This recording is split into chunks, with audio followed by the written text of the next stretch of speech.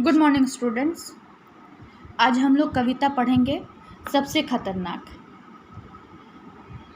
जिसके कवि हैं अवतार सिंह सिंधु।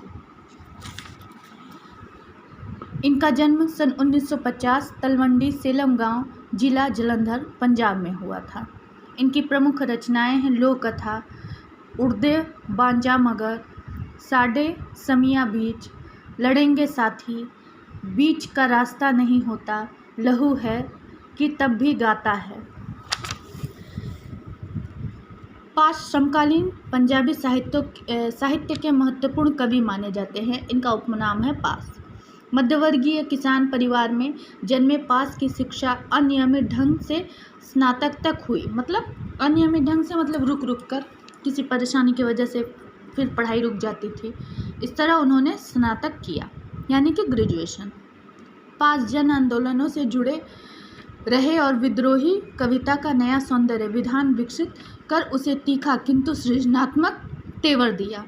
पास की कविताएं विचार और भावों के सुंदर संयोजन से बनी गहरी राजनीतिक कविताएं हैं, जिनमें लोक संस्कृति और परंपरा का गहरा बोध मिलता है। पास जन सामान्य की घटनाओं पर आउटसाइडर की तरह प्रतिक्रिया व्यक्त नहीं करते, बल्कि इनकी कविताओं में वह व्यथा, निराशा और गुस्सा नजर आता है, जो गहरी संपृक्तता के बगैर संभव ही नहीं।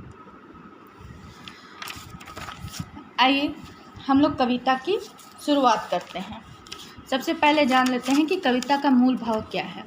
कविता में देश में चारों ओर छल कपट का बोलबाला है। यहाँ सही होने के बावजूद भी लोगों को गलत के सामने झुकना पड़ता है, जो बुरी बात है। देश और जाति के विकास में शिक्षा की अहम भूमिका होती है। यहाँ शिक्षण के क्षेत्र में असुविधाएं ही असुविधाएं हैं। शिक्षण की अपर्याप्त व्यवस्था को कवि ने जुगनू की लौ में पढ़ना कहा है। देश की बुरी स्थितियों का उल्लेख करते हुए कवि पास कहते हैं कि इन बदहालियों को देखकर लोगों को गुस्सा तो आता है, लेकिन लोग खून का घूंट पीकर रह जाते हैं। लोगों का इस प्रकार मौन हो जाना कवि की दृष्टि में बुरा तो है, लेकिन सबसे खतरनाक नहीं। सबसे खतरनाक क्या है? कवि के अनुसार सबसे खतरनाक होता है मुर्दा शांति से भर जाना। शांति अच्छी होती है, यह जरूरी भी है, लेकिन बंदूक के खौफ के साए में जो शांति स्थापित होती है, मतलब डर से जो शांति बनती है, वह मानवता के नाम पर कलंक है। अब हम लोग कविता की शुरुआत करते हैं। मेहनत की लूट सबसे खतरनाक नहीं होती। पुलिस की मार सबसे खतरनाक नहीं होती। गद्दारी, लोभ की मुट्ठी सबसे खतरनाक नहीं होती। इस पद्यांश में कवि ने दर्शाया है कि एक आज़ाद देश के नागरिक को अपनी मेहनत का फल पाने का हक है, लेकिन यहाँ कुछ लोग जनता की गाढ़ी कमाई लूट लेते हैं। यह एक खतरनाक स्थिति है, कहीं रिश्वत के नाम पर तो कहीं धमकियों के द्वारा हमारे मुल्क में ऐसा हो रहा है। इस खतरनाक स्थिति को नज़रअंदाज करते हुए कवि कहते हैं कि यह सबसे खतरनाक स्थिति नहीं है, देश में इससे भी ज़्यादा खतरनाक स्थितियाँ विद्यमान हैं। बैठे बिठाए पकड़े जाना बुरा तो है, सहमी सी चुप्पी में जकड़े जाना बुरा तो है, पर सबसे खतरनाक नहीं होता। कवि ने देश की कानून व्यवस्था की कमियों की ओर भी संकेत किया है। इस व्यवस्था में निरपराध लोग बैठे बिठाए पकड़े जाते हैं। शासन व्यवस्था से डरे सहमे लोग इस अन्याय के विरुद्ध कोई आवाज़ उठाने का साहस नहीं जुटा पाता है। देश में कहीं प्रतिरोध और कहीं प्रतिकार नहीं होता है, मतलब कोई कुछ इस डर से बोलता नहीं है कि पुलिस के चक्कर में फंस जाएंगे, फिर हमको परेशानी झेलनी पड़ेगी। इन दोनों पंक्तियों के बीच में एक और अलिखित पंक्ति है कि यहाँ अपराधी जेल के बाहर मजे लूट रहा है, और यदि वे जेल गए भी तो वहाँ भी मौज मस्ती से आराम से रह रहे हैं। उनको सारी सुख सुविधाएं जेल में दी जा रही है। इन स्थितियों को कवि ने बुरा कहा है, लेकिन यह सबसे खतरनाक स्थिति नहीं है। कपट के शोर में सही होते हुए भी दब जाना बुरा तो नहीं, बुरा तो है। किसी जुगनू की लौ में पढ़ना बुरा तो है। मुट्ठियाँ भींच कर बस वक्त निकाल लेना बुरा तो है, सबसे खतरनाक नहीं होता। इस पद्यांश में कवि यह कह रहे हैं कि देश में चारों ओर छल कपट का बोलबाला है, धोखाधड़ी है। यहाँ सही होने के बावजूद लोगों को गलत के सामने झुकना पड़ता है, यह बुरी बात है। देश और जाति के विकास में शिक्षा की अहम भूमिका होती है। यहाँ शिक्षण के क्षेत्र में असुविधाएं ही असुविधाएं हैं।